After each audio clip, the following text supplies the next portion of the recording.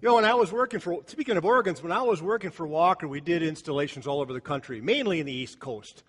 I remember doing one in New York City for a Fifth Avenue Presbyterian Church. I took Jesse with me. Jesse is 6'6", and I took another guy who was not quite as tall as I am. And Jesse was a missionary's son. His parents were missionaries in Africa, Kenya, Ethiopia, and some other places. And so he was excited to go to New York City because he found us an Ethiopian restaurant. He said, this is the only African country that has restaurants in our country, Ethiopian. And so he guided us to this Ethiopian restaurant. I said, I can find the way, and I took us the opposite direction on a train that goes south instead of north. And after an hour of being lost, we finally got to the restaurant. And he said, well, there's no silverware.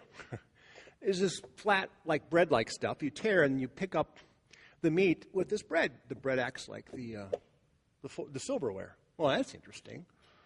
So we're watching and seeing what Jesse does and says at this restaurant that he's familiar with. He was so pleased to share that with us.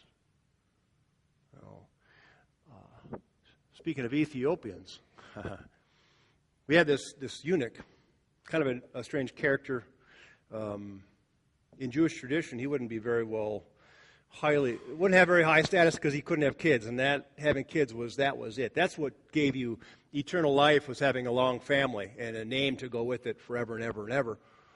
But this eunuch had nothing like that, so he was kind of an odd duck. And I find it interesting that the Lord guided Philip to this eunuch. Doesn't even have a name. But yet this eunuch was excited to learn. He apparently has the scriptures in hand. He's eager to learn new things. He's eager to learn about this new way that Jesus has shown the people. And so Philip gives him the time of day and sits in his chariot with him.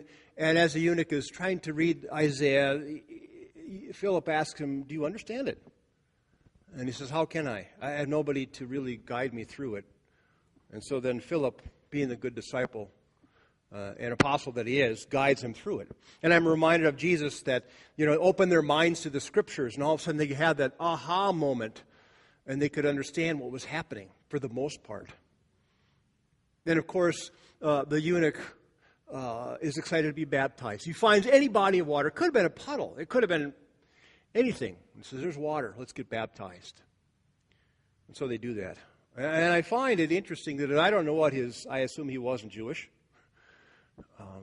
And yet, he becomes a follower of Christ. There weren't any contingencies for others being accepted into the fold. Here are the words. Baptism is important. In a way, he's being grafted into the Christian faith. The first lesson talks about pruning. Like I talked to Amanda, the dead stuff. And I tend to think it's the dead stuff within us that just isn't working anymore. Or we've gone past our prime. Or it could even be programs that don't work anymore, so you just chop it and move on to the next thing. And I imagine with Trinity's long history, we've had several programs that worked fine, and then all of a sudden they worked out their usefulness, and they had to be cut to make room for something new that would happen. There was new energy for something else. It's like the Ethiopian was adopted, and Christ tells us we are adopted into the family of God. I did a funeral for a community member on Friday at the funeral home at Miller. And this gentleman never had kids. And he met the woman who was 7 years older. She had 4 kids. At the age of 29, he married her. And the kids became his kids. They all said, we didn't feel like stepkids. We were his children. Even though one was 15, one was 13, and they were older. They weren't under 10. And so I find that interesting that blood is not always thicker than water, but the heart, matters of the heart, is where it happens.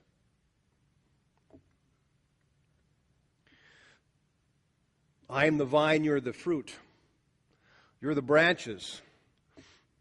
the connectedness of all that. The connectedness of all of life.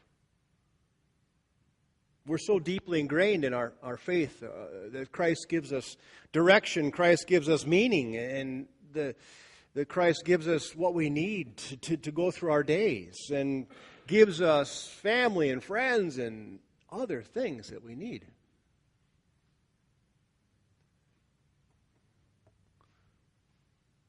And cuts away the stuff that doesn't matter to us much, whatever that may be. A friend of mine's a bishop in another synod, and when he come into the office, there were some people that were already there as assistants to the bishop, and he watched and he waited and he measured to what they did. And one of them, he finally had to say, "It's just not working. We'll have to renew what you do because it's just not working anymore." And I'm sure that he was disappointed. And yet, on the other flip of the coin, there's new opportunities available for meaning and ministry and mission. We're asked to bear fruit. And what does that look like? On the base level, it looks like being there for people, having heart, having grace and mercy, acceptance sometimes when we don't feel it. Sometimes we don't feel like we're bearing fruit at all. And yet, sometimes we do things without realizing. In our callings in life, whether they're in your occupation, your vocation, your ministry with family and friends, your ministry with your spouse, whatever that means, there is fruit being born sometimes. I imagine the tree doesn't think too much about bearing fruit, but it happens without it knowing. Of course, how would I know? I don't know a tree, but bearing much fruit. To be with God, to bear fruit. Our calling. Different names, our witness. How we call upon the name of Christ in situations. How we act like little Christs in our everyday lives. Whatever that may mean for us. The cross to bear is fruitful and sometimes hard, sometimes easy. But he holds in 1 John up to our faces the mirror of love, doing things in love. It boils down to love as being the connecting piece. Some people say that God is love, and that's how God is defined, as that part. To grow and be part of that is exciting. We know that we can live into it. We know that we are living into it.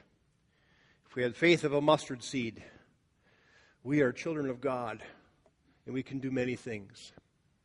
It doesn't take much. We do with what we have, with love, with heart. And knowing that God is our vine grower. Jesus is our vine.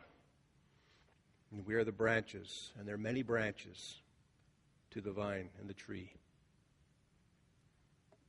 We know and confess that Jesus is Lord, and we live into that faith. Because we know the promise of Christ never leaves us. He's with us always, no matter who we are or what we do. Can I love God from whom they have not seen? Those who love God must love their brothers and sisters also. That's how it works, the interconnectedness of life. And God is the source of all that life. Amen.